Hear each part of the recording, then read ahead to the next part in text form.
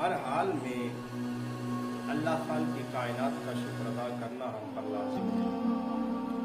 آئیے وقت کے امیر کی بات عرض کرتا ہوں، حضرت امیر المومنین عمر بن عبدالعزیز۔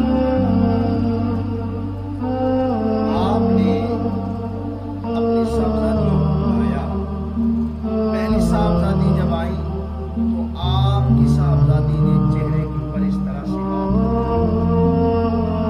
اب دوسری صاحبزادی کو جب بلایا تو اس نے بھی یہی ہاتھ رکھا ہوا تھا اسی طرح سے۔ تیسری صاحبزادی کو بلایا تو اس نے بھی ایسے ہی کیا ہوا۔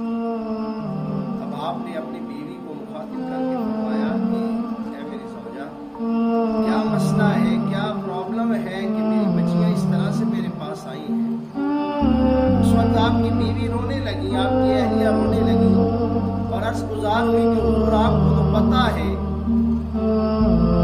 کہ میری جو بیٹیاں ہیں وہ 3 دنوں سے مسلسل کچے پیاز کے ساتھ روٹی کھا رہی ہیں، کہ مجھ سے بدبو آ رہی ہے، اس وجہ سے انہوں نے ہاتھ رکھا ہوا۔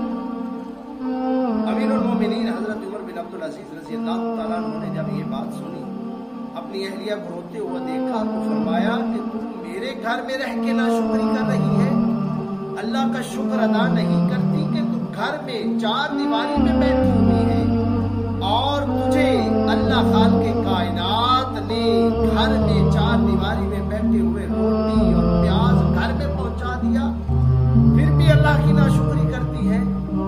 ارے چل ذرا تجھے میں دکھاتا ہوں کہ لوگ باہر سے مانگ کر کھاتے ہیں، ان کے پاس گھر نہیں ہے اور مانگ کر کھانے والے ہیں، اور تو کچے پیاز کے ساتھ اور روٹی کے ساتھ یہ معاملہ ہوتا ہوا دیکھ کر گھر میں عزت کے ساتھ روٹی کھاتے ہوئے اس کے باوجود رو رہی ہو۔ اللہ کا شکر ادا کرنا ہر وقت لازم ہے۔